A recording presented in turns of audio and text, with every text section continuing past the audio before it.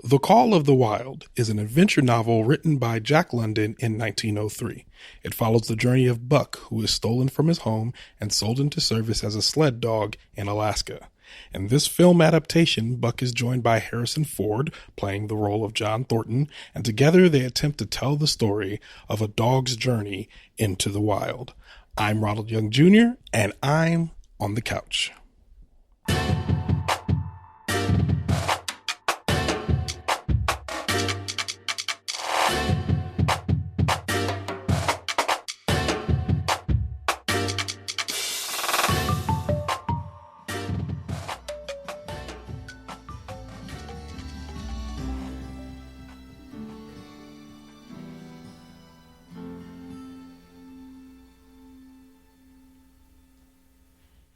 All right, and this is Ronald, and of course I'm still on the couch, and I just finished watching The Call of the Wild.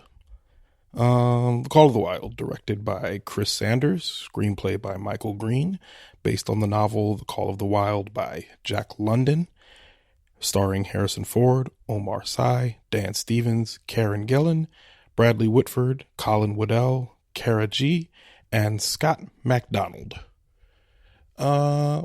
So this was, I saw the previews for this a lot before, we went into quarantine. I saw this preview a lot. And I remember I was seeing Sonic and I was in the theater with Curtis, and I turned to Curtis and I was like, I want to see that. And he looked at me and gave me this look like, really? Like both shock and like half amusement. A third amusement, maybe a third disgust. Like he had no desire to see this movie.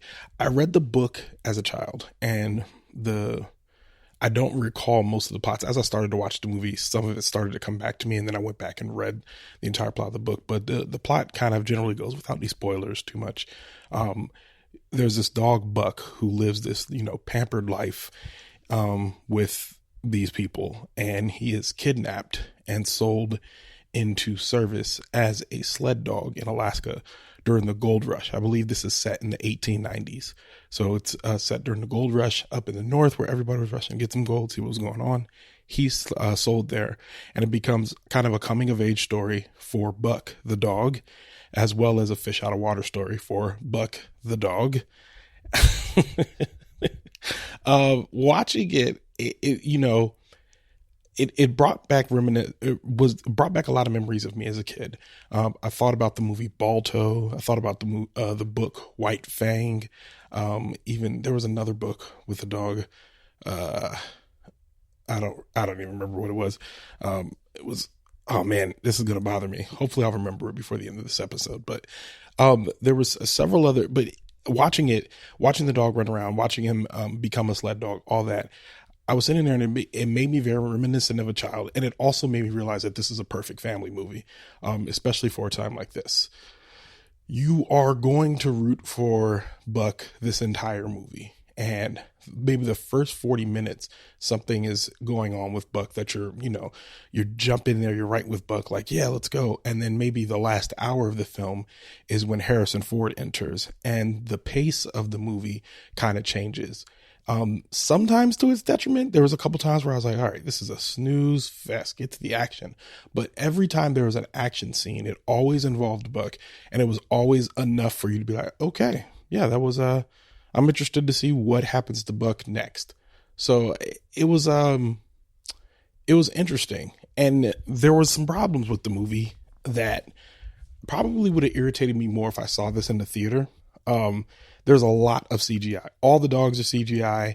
I think the only thing that aren't CGI in this movie are the goats. At one point, you just see some goats chilling. I'm like, those are real goats. But everything else in this movie CGI. The rabbits, the dogs, the bears, the wolves. And it all makes sense.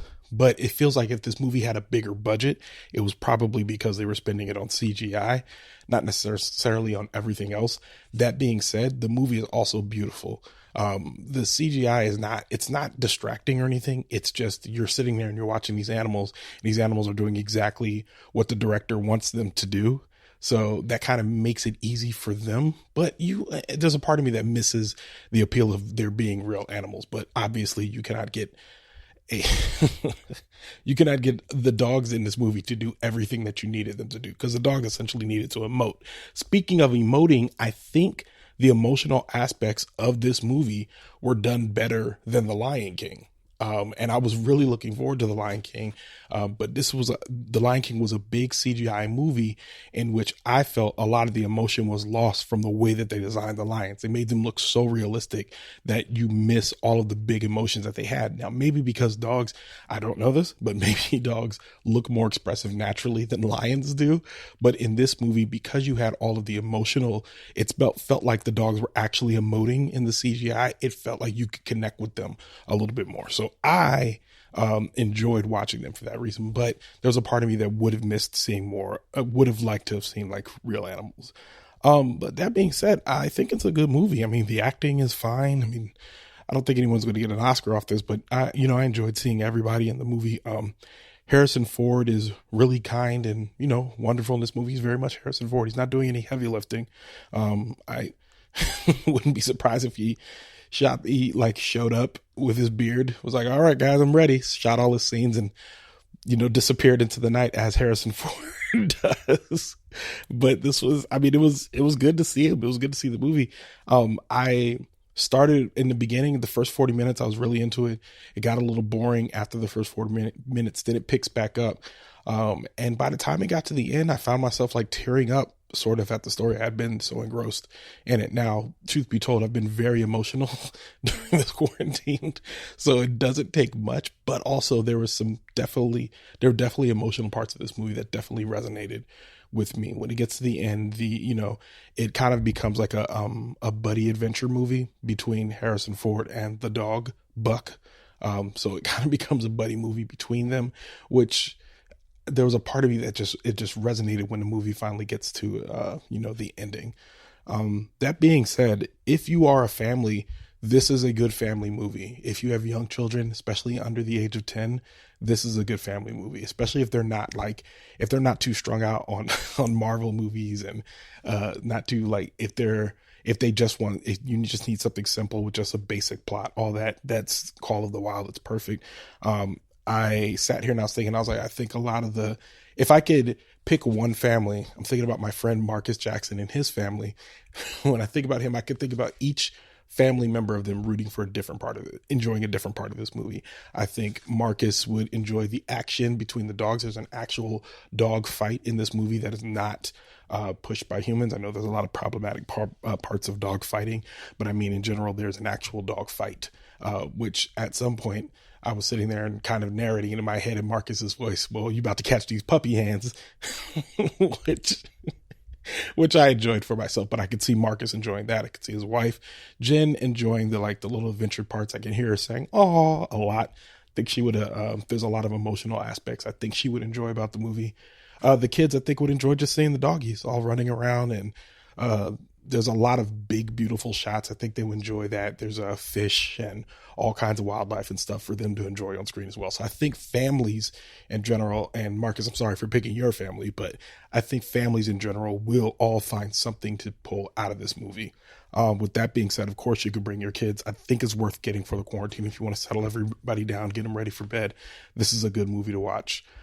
With all of that being said, I give it 3 of 5 stars, and I think that's a fair rating both in the theater and out of the theater. There was a part of me when sitting on the couch towards the end that was like, I'm gonna give it the 4-star, I'm gonna give it the couch bump, but I don't think this movie deserves one because it's really just a straight shot down the middle.